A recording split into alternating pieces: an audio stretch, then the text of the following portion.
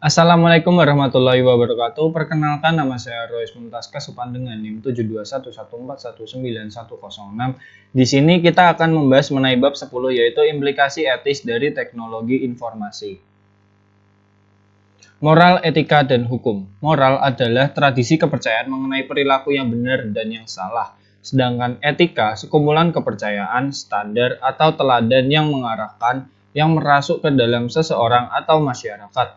Hukum, peraturan perilaku formal yang ditetapkan oleh otoritas yang berwenang seperti pemerintah terhadap subjek atau warga negaranya. Undang-undang komputer di Amerika Serikat. Setelah Undang-undang komputer Amerika Serikat mulai diterapkan, undang-undang ini berfokus pada berbagai hak dan batasan yang berkaitan dengan akses data, khususnya data kredit dan data yang dipegang oleh pemerintah. Privasi komputer dan hak paten peranti lunak merupakan fokus utama.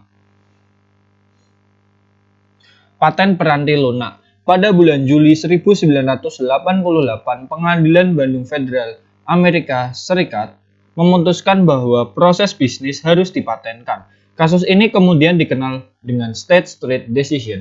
Yang bermasalah pada saat itu adalah sebuah paket peranti lunak untuk mengelola reksadana. Hingga saat ini pengadilan selalu menetapkan bahwa peranti lunak tidak dapat dipatenkan karena dua alasan. Yang pertama, algoritma matematika tidak dapat dipatenkan, dan yang kedua, metode bisnis tidak dapat dipatenkan. Meletakkan moral, etika, dan hukum pada tempatnya.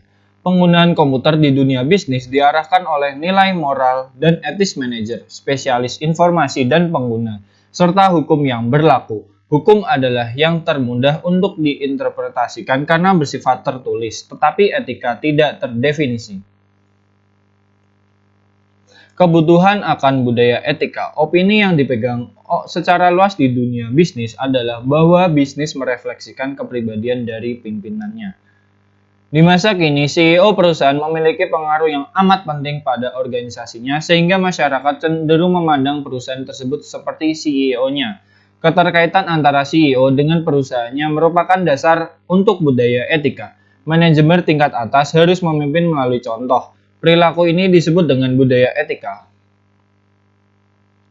Kebutuhan akan budaya etika. Tugas dari manajemen tingkat atas adalah untuk meyakinkan bahwa konsep etikanya merasuk ke seluruh organisasi dan turun ke jajaran bawah sehingga menyentuh setiap karyawan. Para eksekutif dapat mencapai implementasi melalui 3 tingkat, yaitu yang pertama kredo perusahaan, yang kedua program etika, dan yang terakhir kode perusahaan yang disesuaikan. Berikut adalah manajemen tingkat atas, manajemen budaya etika, dan dengan cara dari atas ke bawah. Ini adalah contoh dari kredo perusahaan. Alasan dibalik etika komputer. James H. Moore mendefinisikan etika komputer sebagai analisis sifat dan dampak sosial teknologi komputer serta perumusan dan justifikasi dari kebijakan-kebijakan yang terkait untuk penggunaan teknologi tersebut secara etis. Dengan demikian, etika komputer terdiri atas 2 aktivitas utama. Orang di perusahaan yang merupakan pilihan yang logis untuk menerapkan program etika ini adalah CEO. Seorang CEO harus yang pertama menyadari dampak penggunaan komputer terhadap masyarakat, dan yang kedua merumuskan kebijakan yang menjaga agar teknologi tersebut digunakan di seluruh perusahaan secara etis. Alasan yang selanjutnya, satu hal amatlah penting, CEO tidak menanggung tanggung jawab manajerial untuk penggunaan komputer secara etis sendirian. Alasan pentingnya etika komputer.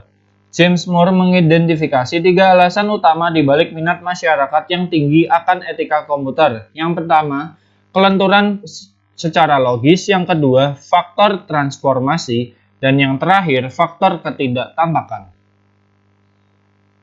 Hak sosial dan komputer. Masyarakat tidak hanya mengharapkan pemerintah dan dunia usaha untuk menggunakan komputer secara etis, namun menuntut beberapa hak yang berhubungan dengan komputer. Klasifikasi hak-hak manusia dalam wilayah komputer paling banyak dipublikasikan adalah PAPA, pandangan dari Richard O. Mason. Mason menciptakan akronim PAPA untuk merepresentasikan 4 hak dasar masyarakat sehubungan dengan informasi. Yang pertama, privasi, yang kedua, akurasi, yang ketiga, kepemilikan, dan yang terakhir, aksesibilitas. Audit informasi. Perusahaan dengan semua ukuran mengandalkan audit eksternal dari luar perusahaan untuk memverifikasi keakuratan catatan akuntansi. Perusahaan-perusahaan yang lebih besar memiliki staf tersendiri untuk berfungsi sebagai auditor internal yang melaksanakan analisis yang sama seperti auditor eksternal, namun memiliki tanggung jawab yang lebih luas. Berikut adalah posisi audit internal dalam organisasi. Pentingnya objektivitas. Hal unik yang ditawarkan oleh auditor internal adalah objektivitas. Mereka beroperasi secara independen terhadap unit-unit bisnis perusahaan yang tidak memiliki hubungan dengan individu atau kelompok lain di dalam perusahaan. Keterlibatan mereka satu-satunya adalah dengan Dewan Komisaris, CEO, dan CFO. Jenis-jenis aktivitas audit. Terdapat 4 jenis dasar aktivitas audit internal. Yang pertama, audit finansial.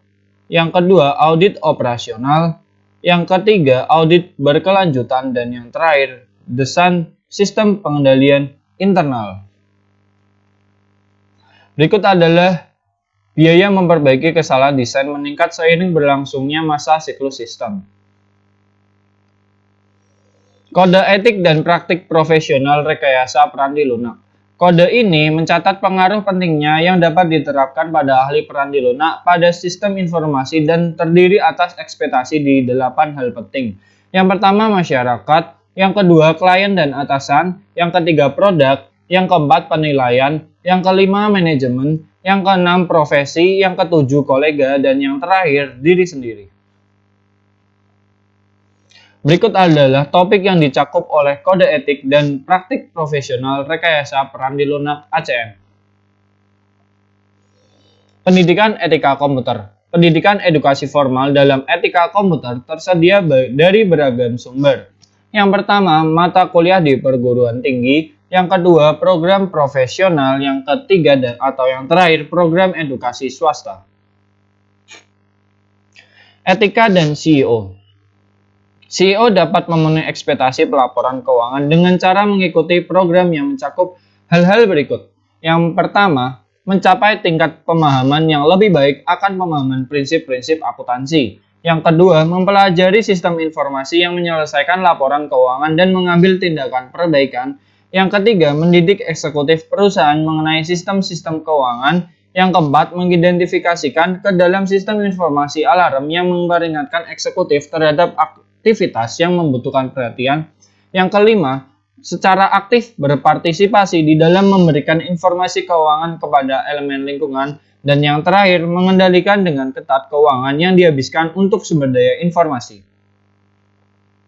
Pengaruh Sarbanes-Oxley atau SOX terdiri atas 10 pasal utama. 2 diantaranya secara langsung memengaruhi unit pelayanan informasi perusahaan. Yang pertama, CEO dan CFO harus menandatangani laporan keuangan. Yang kedua, perusahaan-perusahaan US disyaratkan untuk memiliki unit audit internal.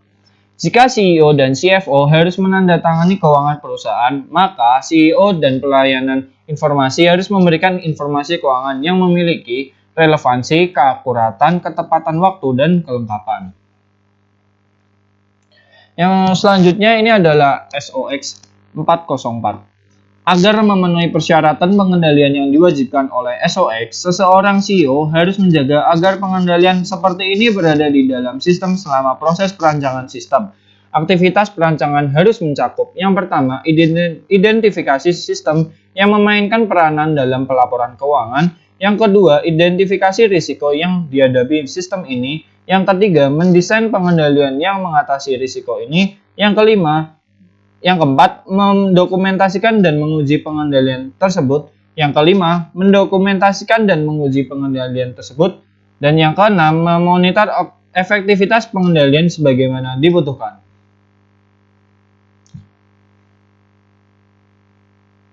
Selanjutnya ada SOX 409. ketepatan SOX lain yang mempengaruhi pelayanan informasi adalah bagian 609 yang membahas mengenai pengungkapan secara real time. Ini berarti perusahaan tersebut harus mampu melaporkan perubahan mengenai kondisi keuangan secara real time atau pada saat perubahannya berlangsung. SOX dan COBIT. Pada bab 9, COBIT disebut sebagai organisasi industri yang dapat memberikan standar keamanan untuk sumber daya informasi perusahaan. Organisasi yang sama dapat memberikan bantuan kepada perusahaan untuk menangani tanggung jawab SOX. Meletakkan Sarbanes-Oxley pada tempatnya. Di awal bab ini telah dikatakan bahwa pendekatan perspektif diambil untuk menggambarkan SIM. Hal ini digambarkan sebagaimana seharusnya SIM harus dipraktikkan. Sarbanes-Oxley merupakan salah satu argumen yang baik untuk mendekatkan seperti ini. Perusahaan dan CEO yang menerapkan SIM sebagaimana yang digambarkan seharusnya tidak menghadapi kesulitan untuk memenuhi persyaratan SOX. Dengan kata lain, SOX mengharapkan eksekutif, sistem keuangan, dan IT untuk bekerja sebagaimana mereka seharusnya bekerja, yaitu secara etis. Sekian presentasi dari saya, kurang lebihnya mohon maaf. Wassalamualaikum warahmatullahi wabarakatuh.